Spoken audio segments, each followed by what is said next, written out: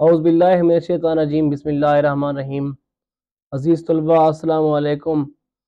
آج ہم سال 2025 کے نئے سلیبس جماعت نہم اردو لازمی کی کتاب کا دوسرا سبق پڑھیں گے، جس کا عنوان ہے نعت۔ اس نعت کو مولانا ظفر علی خان نے لکھا ہے۔ سب سے پہلے مولانا ظفر علی خان کا ہم تعارف پڑھ لیتے ہیں۔ مولانا ظفر علی خان 1873 میں پیدا ہوئے اور 1956 میں انہوں نے وفات پائی۔ وزیر آباد سے بجانب سیالکوٹ 3-4 کلومیٹر کے فاصلے پر ایک گاؤں ہے جس کا نام ہے کرم آباد۔ چودھری کرم الہی، یہ آپ کی معروضی آ سکتی ہے، مولانا ظفر علی خان کے دادا کا نام تھا اور کرم آباد بھی انہی کے نام سے منسوب تھا۔ یہ اہم معروضی ہے کہ کرم آباد کس کے نام سے منسوب تھا؟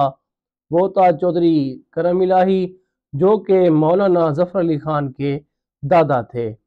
کرم آباد کے قریب ہی ایک چھوٹے سے گاؤں کا نام تھا کوٹ مہرت، جو مولانا ظفر علی خان کی جائے ولادت سے مراد پیدا ہونے کی جگہ۔ ان کے والد کا نام چودھری سراج الدین احمد تھا۔ یہ بھی آپ کا سوال آ سکتا ہے کہ مولانا ظفر علی خان کے والد کا نام کیا تھا؟ چودھری سراج الدین احمد، جو کہ محکمہ ڈاک میں پوسٹ ماسٹر تھے۔ یہ بھی اہم معروضی ہے کہ مولانا ظفر علی خان کے والد کس محکمے میں اور کس پوسٹ پر تھے۔ آپ نے یعنی کہ مولانا ظفر علی خان نے ابتدائی تعلیم mission high school Wazirabad, matric government high school Patiala اور گریجویشن MAO کالج علی گڑھ سے کی۔ تعلیم مکمل کرنے کے بعد ریاست جموں کشمیر کے محکمہ ڈاک میں ملازمت اختیار کر لی۔ یہ آپ کی معروضی بن سکتی ہے کہ مولانا ظفر علی خان نے کس محکمے میں اور کہاں پر ملازمت اختیار کی، مگر جلد ہی اس ملازمت کو خیر بات کہہ دیا، مطلب چھوڑ دیا، اور حیدرآباد دکن میں ملازمت حاصل کر لی۔ معروضی آ سکتی ہے کہ ریاست جموں کشمیر کے بعد مولانا ظفر علی خان نے کہاں پر ملازمت اختیار کی، تو وہ ہے حیدرآباد دکن میں۔ سراج الدین احمد ملازمت سے سبق دوش ہو کر، یعنی کہ ملازمت ختم کر کے چھوڑ کر کرم آباد میں مستقل طور پر آ گئے، تو انہوں نے ایک انوکھے کام کا آغاز کیا۔ انوکھا کام کیا تھا؟ وہ یہ تھا کہ اردو زبان میں اخبار نکالا جس کا نام تھا ذمہ دار۔ یہ معروضی آ سکتی ہے کہ مولانا ظفر علی خان کے والد نے جو اخبار نکالا تھا اس کا نام کیا تھا؟ تو اس کا نام تھا ذمہ دار، اور کس زبان میں لکھا؟ اردو زبان میں، جسے وہ گرد و نواح کے ذمہ داروں کی رہنمائی کے لیے اپنے ہاتھوں سے لکھتے تھے۔ اہم بات یہ بھی ہے کہ وہ ہاتھوں سے لکھا جاتا تھا اور صرف ذمہ داروں کے لیے لکھا جاتا تھا، اور ان کے ڈیروں پر پہنچا آتے۔ کہاں پر بکتا تھا وہ اخبار؟ ان کے ڈیروں پر۔ مولانا ظفر علی خان حیدرآباد دکن سے ترک ملازمت کر کے کرم آباد آ گئے اور بڑی تندہی سے ان کا ہاتھ بٹانے لگے، ان کا یعنی کہ اپنے والد کا ہاتھ بٹانے لگے۔ کس چیز میں؟ ذمہ دار اخبار لکھنے میں۔ کچھ ہی عرصہ بعد وہ ذمہ دار کو لے کر یعنی کہ اسی اخبار کو لے کر لاہور آ گئے، کرم آباد سے لاہور آ گئے اور اخبار چھاپ کر شائع کرنے لگے۔ پہلے اخبار ہاتھ سے لکھا جاتا تھا، بعد میں اس کو چھاپنا شروع کر دیا۔ بہت کم عرصے میں چاروں طرف ذمہ دار کا چرچا ہوا اور عوام نے مولانا ظفر علی خان کو بابائے صحافت کا لقب دیا۔ لقب ہمیشہ عوام دیتی ہے، قوم دیتی ہے، تو یہ سوال انتہائی اہم ہے کہ مولانا ظفر علی خان کو کون سا لقب دیا گیا؟ تو وہ ہے مولانا ظفر علی خان کا لقب بابائے صحافت۔ مولانا ظفر علی خان بیک وقت کا مطلب ہوتا ہے ایک ہی وقت میں، ایک قادر الکلام شاعر، ایسا شاعر جس کو اپنے کلام لکھنے میں قدرت حاصل ہو، شعلہ بیاں مقرر، صاحب طرز انشا پرداز، بے باک صحافی، بہترین مترجم اور دلیر سیاستدان ہونے حیرت انگیز مثال تھے۔ ہرچند مولانا کی اکثر و بیشتر شاعری کی ہنگامی صورتحال کا تقاضا ہے، تاہم انہوں نے حمد و نعت میں کس چیز میں؟ حمد و نعت میں وہ مقام پیدا کیا جس کی مثال نہیں ملتی۔ اچھی نعت کون لکھ سکتا ہے؟ اچھی نعت وہی شاعر لکھتا ہے جس کے دل میں رسول کریم صلی اللہ علیہ وآلہ وسلم کی محبت کا جذبہ موجزن ہو۔ موجزن ہو کا مطلب موجود ہو، حد درجہ موجود ہو، بہت زیادہ تعداد میں موجود ہو۔ اس لحاظ سے مولانا ظفر علی خان کی نعت گوئی خلوص، عقیدت و جدت، طبع اور قدرت بیان کا حضیر امتزاج ہے۔ امتزاج معنی مکسچر، اور انہی خوبیوں کی بنا پر شامل کتاب نعت زبان زد و خاص و عام ہے۔ ہر زبان پر یہی نعت پائی جاتی ہے جو مولانا ظفر علی خان نے لکھی ہے۔ تو آئیے اب ہم اس لیسن میں مکمل آپ کو اشعار کی تشریح، ان کے اندر موجود تلمیح اور مشق بھی حل کر کے دکھائیں گے۔ تو آئیے تشریح کرنے کی کوشش کرتے ہیں مختصر انداز میں۔ یہ بات یاد رکھیں کہ امتحان میں ایک شعر 2 نمبر کا ہوتا ہے اور اس شعر کے متعلقہ حوالہ جاتی شعر کا ہونا لازم ہے۔ اگر آپ جتنی بھی اچھی تشریح کر لیں، حوالے کا شعر نہ لکھیں، مطابقت کا شعر نہ لکھیں گے تو آپ کو نمبر 1 ملے گا۔ اگر آپ نے مطابقت کا شعر لکھا تو آپ کو 2 نمبر ملیں گے، اور اشعار کی تشریح کرتے وقت آپ کے الفاظ بھی کافی اہمیت کے حامل ہوتے ہیں۔ تو شروع کرتے ہیں۔ پہلا شعر ہے: دل جس سے زندہ ہے وہ تمنا تم ہی تو ہو، ہم جس میں بس رہے ہیں وہ دنیا تم ہی تو ہو۔ اس شعر میں شاعر حضور اکرم نور مجسم رحمت دو عالم صلی اللہ علیہ وآلہ وسلم کی ذات اقدس کے بارے میں یہ فرماتا ہے: یا رسول اللہ صلی اللہ علیہ وسلم، میرے دل میں جو تمنا ہے، جو آرزو ہے، جو خواہش ہے، وہ آپ ہی ہیں۔ آپ کا قرب حاصل کرنا، آپ کے عشق میں ہر وقت ڈوبے رہنا، آپ پر درود و سلام کے نذرانے پیش کرنا، یہی میری تمنا ہے، یہی میری آرزو ہے، یہی میری خواہش ہے۔ ہم جس میں بس رہے ہیں وہ دنیا تم ہی تو ہو، کیونکہ یہ کائنات خالق کائنات نے رسول اللہ صلی اللہ علیہ وآلہ وسلم کی بدولت انہی کی خاطر اس کو تخلیق کیا ہے۔ اگر حضور پاک کو اللہ تعالیٰ نہ بناتا تو یہ کائنات بھی نہ بنتی۔ دوسرا شعر ہے: پھوٹا جو سینہ شب تارے الست سے، پھوٹا جو سینہ شب تارے الست سے، اس نور اولیں کا اجالا تم ہی تو ہو۔ یہ تلمیح ہے۔ شب تارے الست تلمیح ہے۔ تلمیح کسے کہتے ہیں؟ ایک مختصر سا لفظ ہوتا ہے جو کہ بہت بڑے واقعے کی طرف اشارہ کرتا ہے۔ وہی لفظ پڑھنے کے بعد ہمارا دماغ فٹ اسی جگہ پہ اسی واقعے کو دہرانا شروع کر دیتا ہے۔ جیسے ہے چاہے یوسف، یہ سن کر ہمیں یاد آتا ہے کہ حضرت یوسف علیہ السلام کو ان کے بھائیوں نے کنویں کے اندر ڈال دیا تھا۔ چاہا عربی میں کنویں کو کہتے ہیں، اور بے خطر کود پڑا آتش نمرود میں عشق۔ جب آتش نمرود کا ذکر آتا ہے تو حضرت ابراہیم علیہ السلام ہمارے یاد میں آ جاتے ہیں کہ جب نمرود نے آپ کو آگ میں ڈالا تھا۔ تو یہ بھی پھوٹا جو سینہ شب تارے الست سے، یہ پڑھ کر بھی وہ واقعہ یاد آ جاتا ہے جب رسول اللہ صلی اللہ علیہ وآلہ وسلم نے حضرت جبریل علیہ السلام سے پوچھا: اے جبریل، تم تو بہت پرانے ہو، تمہیں تو پتہ ہوگا یہ کائنات کب سے تخلیق ہوئی ہے۔ تو آپ فرماتے ہیں: مجھے پورا تو یاد نہیں ہے، بس اتنا یاد ہے کہ کئی سال بعد، ہزاروں سال بعد ایک تارہ مجھے نظر آتا تھا، تو وہ ستارہ میں نے زندگی میں کئی ہزار مرتبہ دیکھا ہے۔ تو رسول اللہ صلی اللہ علیہ وسلم نے فرمایا: اے جبریل، جو تو نے جو تارہ دیکھا تھا وہ تارہ میں ہی تھا۔ یعنی کہ نبی پاک کے جو وجود ہے، یہ کائنات کے وجود سے پہلے آپ کو تخلیق کر دیا گیا تھا۔ اور جب ہم نے، ہماری روح نے اللہ تعالیٰ سے یہ وعدہ فرمایا تھا: الست بربکم، رب نے پوچھا: اے مخلوق، اے میرے بندو، کیا میں تمہارا رب نہیں ہوں؟ تو سب نے جواب دیا تھا: اے اللہ تعالیٰ، ہمارا یہ ایمان ہے کہ تم ہی ہمارے رب ہو۔ اس نور اولیں، پہلا نور کا اجالا تم ہی تو ہو۔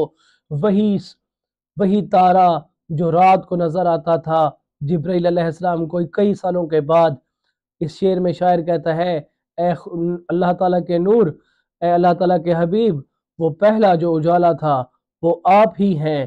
وہ آپ کی تخلیق اس کائنات کی تخلیق سے بہت پہلے ہو چکی تھی۔ سب کچھ تمہارے واسطے پیدا کیا گیا۔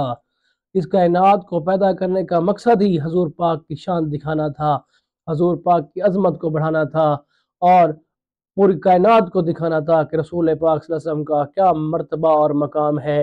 और इसके अलावा अल्लाह ताला ने ये कायनात नबी पाक की वजह से ही बनाई है।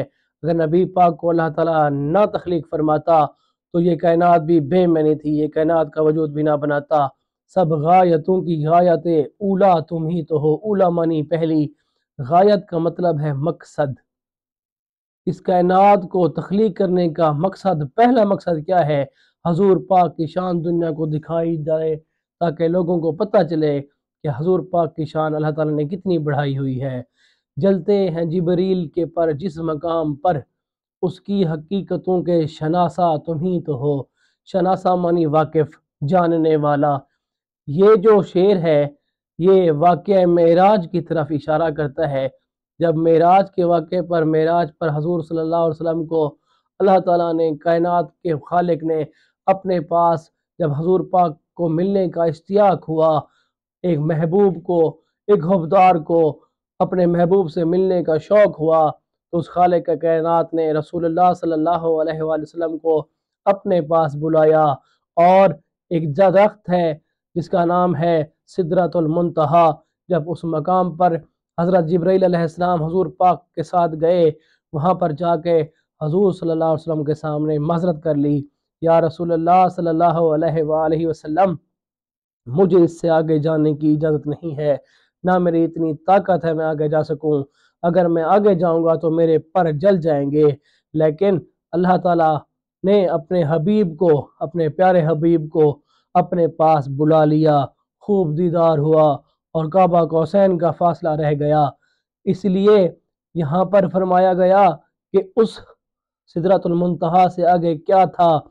मकाम में भी तू है, ला मकाम में भी तू है। सिदरतुल मुंतहा पे क्या था उससे आगे?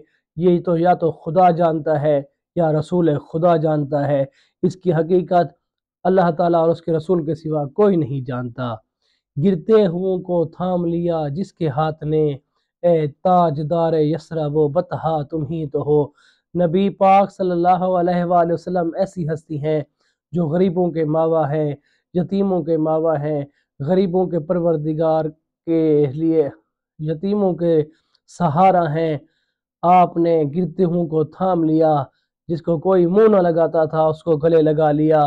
और हमेशा आपका हाथ गरीबों के लिए उठा, उनकी मदद के लिए उठा। इसलिए आपको यसरा व बतहा का ताजदार शायर ने बताया है कि आप ही की वजह से बहुत से गिरते हुओं को सहारा मिल गया, यतीमों को, दिल को, गरीबों के जा को यकीन आ गया है, सुकून आ गया है, करार आ गया है। दुनिया में रहमत दो आलम और कौन है जिसकी नहीं नज़ीर, वो तन्हा तुम ही तो हो। वमा अरसलना का इल्ला रहमतल लिल आलमीन। ए नबी, हमने आपको दोनों जहानों के लिए रहमतल लिल आलमीन बनाकर भेजा है। आप ना सिर्फ दुनिया के लिए बल्कि आखिरत में भी आप रहमतल लिल आलमीन हैं। हजूर अल्लाह ताला ने बहुत से नबियों को बड़े बड़े मकाम अता फरमाए हैं, लेकिन रहमत दो जहां, दोनों जहानों के लिए रहमत बनाया है तो सिर्फ अपने रसूल सल्लल्लाहु अलैहि वसल्लम को बनाया है। और इसकी मिसाल किसी और पैगंबर में 1,24,000 पैगंबर आए हैं, किसी में ये मिसाल नहीं मिलती। इस तरह इन अल्फाज के साथ मौलाना ज़फ़र अली खान अपनी वालेहाना मोहब्बत हजूर अकरम नूर मुजस्सम रहमत दो आलम सल्लल्लाहु अलैहि वसल्लम के हदियतन पेश करते हैं। और ये बात भी याद रखें, पूछा जा सकता है कि नात के अशार कहाँ से लिए गए हैं, तो आप बता सकते हैं मौलाना ज़फ़र अली ख़ान के शेरी मजमुआ बहारिस्तान से ये नात ली गई है। आइए अब हम मश्क की तरफ बढ़ते हैं और मश्क हल करने की कोशिश करते हैं। तो आइए अब हम मश्क हल करने की कोशिश करते हैं। और इसका पहला सवाल है, नात के मतन के मुताबिक मुनासिब लफ्ज़ लगाकर मिसरे मुकम्मल करें। मतन क्या मतलब है? जो नात में जो अल्फाज दिए गए हैं उसी को ही लिखना है। दिल जिससे जिंदा है वो तमन्ना तुम ही तो हो। नात का ये पहला मिसरा है, हमने पढ़ा है अभी।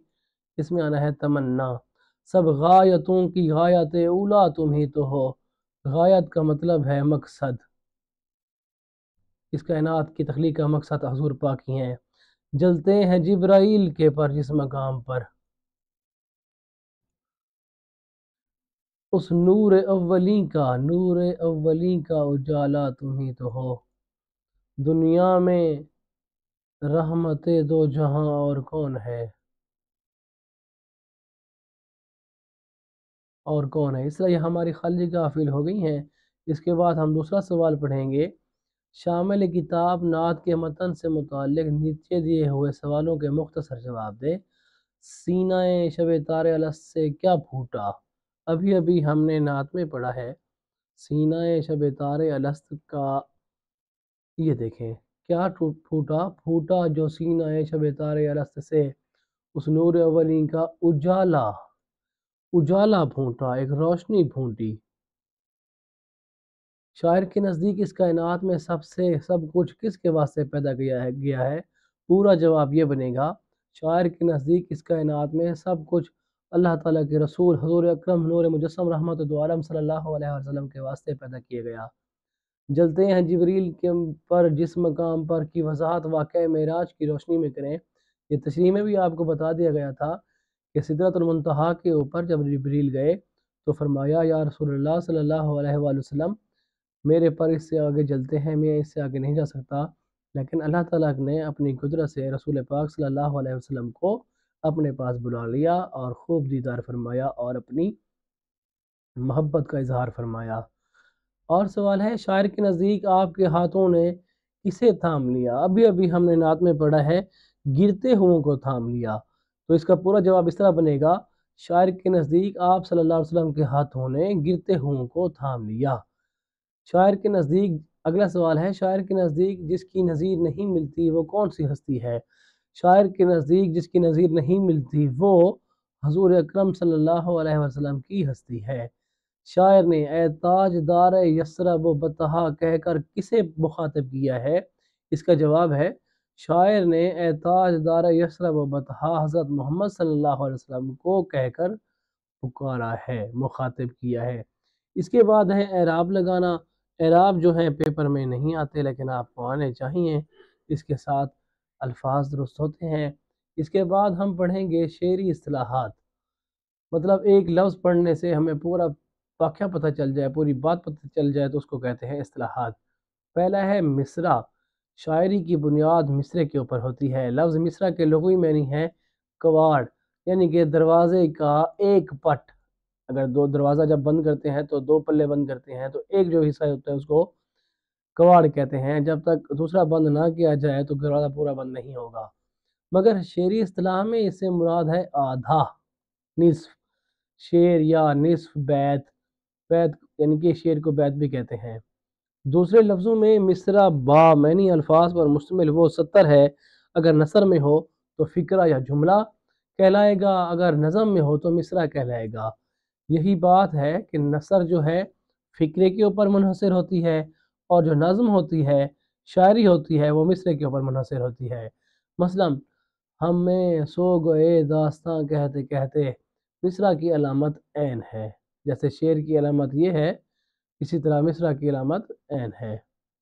उसके बाद है शेर। शेर शेर किसे कहते हैं। लफ्ज़ शेर के लुग़वी मानी है कलाम मौज़ूं, वो मिसरे जो एक वज़न के हों और एक ख्याल को ज़ाहिर करते हों तो वो शेर या बैत कहलाता है। मसलन ये उसकी अलामत है, ज़माने बड़े शौक़ से सुन रहा था, ज़माना बड़े शौक़ से सुन रहा था, हम ही सो गए दास्तां कहते कहते। ये एक मिसरा है, ये दूसरा मिसरा है। जब दो मिसरे मिलते हैं तो बात पूरी होती है, यानी कि एक शेर बन जाता है और ये शेर की अलामत है। काफिया, हर शेर के आखिर में आने वाले अल्फाज को काफिया कहा जाता है। मसलन मिर्ज़ा गालिब की एक मारूफ गज़ल का काफिया है, हुआ दवा माजरा मुद्दा वफा सदा बुरा, दिले नादां तुझे हुआ क्या है, आखिर इस दर्द की दवा क्या है, मैं भी मुंह में ज़ुबान रखता हूँ, काश पूछो कि मुद्दा क्या है, जान तुम पर निसार करता हूँ, मैं नहीं जानता वफा क्या है, मैंने माना कि कुछ नहीं गालिब, मुफ्त हाथ आए तो बुरा क्या है। ये जो अल्फाज होते हैं یہ ہم آواز ہوتے ہیں، ان کو اس طرح یاد کر لیں کہ ان کو پڑھتے ہوئے آواز ایک جیسی ہوتی ہے لیکن ان کی شکل تبدیل ہو جاتی ہے۔ جیسے ہم نے یہاں پہ دیکھا ہوا، دوا، ماجرا، ان سب کی شکل الگ الگ ہے، ایک جیسی نہیں ہے۔ ہاں، آواز ان کو پڑھتے ہوئے ایک جیسی نکلتی ہے۔ اور علامہ اقبال کی شامل نظم جاوید کے نام نظم میں قافیہ ہے: مقام، شام، کلام، جام، فام، نام۔ دیکھیں ان کو پڑھتے ہوئے ہماری آواز ایک جیسی نکل رہی ہے لیکن ان کی شکلیں تبدیل ہیں۔ ردیف کسے کہتے ہیں؟ ردیف کے لغوی معنی ہے گھڑ سوار کے پیچھے بیٹھنے والا آدمی۔ یہ معروضی میں بھی آتا ہے کہ ردیف کے کیا معنی ہے، مگر شعری اصطلاح میں قافیہ کے بعد آنے والے وہ لفظ یا الفاظ، ایک لفظ بھی ہو سکتا ہے، زیادہ الفاظ بھی ہو سکتے ہیں، جو جوں کے توں دہرائے جائیں، مطلب سیم ٹو سیم، جن کی شکل ایک جیسی ہو، ہم شکل، ان کی شکل بالکل تبدیل نہیں ہوتی پوری غزل میں، ردیف کہلاتے ہیں۔ جیسے مرزا غالب کی متذکرہ غزل کی ردیف، یہی متذکرہ سے مراد جن کا ذکر ہم پہلے کر چکے ہیں، کیا ہے؟ جیسے میں نے آپ کو پہلے بتایا ہے، دل ناداں تجھے ہوا کیا ہے، آخر اس درد کی دوا کیا ہے۔ یاد رکھیں ردیف ہمیشہ آخر میں آتا ہے، یہاں پر ردیف ہوگا آخر میں تو یہاں پر قافیہ ہوگا۔ ردیف آخر میں آتا ہے، یہ یہاں پہ ردیف ہوگا اس جگہ پہ اور یہاں پہ قافیہ ہوگا۔ اور علامہ اقبال کی شامل نصاب کتاب نظم جاوید کے نام کی ردیف ہے پیدا کر۔ ہم اسی سلیبس میں پڑھیں گے یہ نظم، اس کے آخر میں بھی یہی ہے پیدا کر۔ شامل نصاب، چوتھا سوال ہے، شامل نصاب لغت میں قوافی اور ردیف بیان کریں۔ قوافی جو ہے قافیہ کی جمع ہے۔ قافیہ کسے کہتے ہیں؟ ہم، آواز، الفاظ، یہ والے۔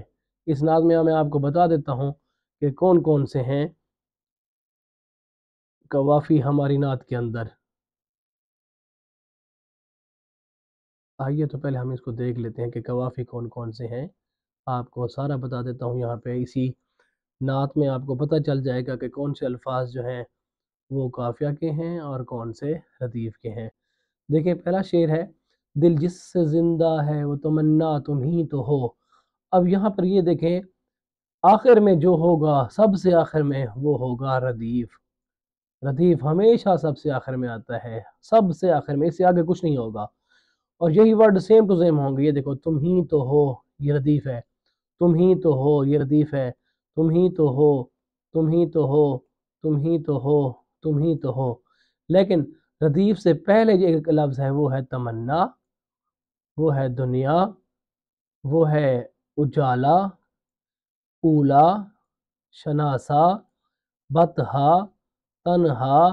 اب دیکھیں ان الفاظ کو جن کو میں نے ایک سرکل کیا ہے، ان کو پڑھتے ہوئے آواز ایک جیسی آ رہی ہے، جن کو پڑھتے ہوئے آواز ایک جیسی آ رہی ہو، اور یہ بھی ضروری ہے کہ وہ ردیف سے پہلے ہوں، تو انہیں قافیہ کہتے ہیں، انہیں قافیہ کہتے ہیں۔ پہلے شعر کے دونوں مصروں میں، یہ ہے مصرع پہلا، اس کو کہتے ہیں مصرع اولا، اور دوسرا جو مصرع ہوتا ہے اسے کہتے ہیں مصرع ثانی۔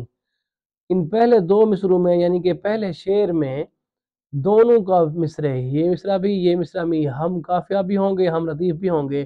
اس کے بعد جتنے بھی اشعار آتے رہیں گے ان کے دوسرے مصرع میں ردیف اور قافیہ ہوں گے، پہلے مصرع میں نہیں ہوں گے۔ امید ہے آپ کو یہ ہمارا لیکچر بہت پسند آیا ہوگا۔ اس طرح کے حمد کا بھی ہم نے سبق بنا کے اپلوڈ کیا ہے، وہ بھی ہمارے چینل پر اپلوڈ ہے۔ آگے بھی جتنے اسباق ہیں، نظمیں ہیں اور غزلیں ہیں، وہ بھی یہاں پہ حل کرتے رہیں گے۔ اس طرح کے مفید اور معلوماتی لیکچر سننے کے لیے ہمارے چینل کے ساتھ جڑے رہیے، انشاءاللہ آپ کو بہت فائدہ ہوگا اور آسانی سے تمام اسباق آپ کو کتاب آنے سے پہلے پہلے یاد ہو جائیں گے۔ اللہ تعالی ہم سب کا حامی و ناصر ہو۔ اپنا بہت خیال رکھیے۔ اللہ حافظ۔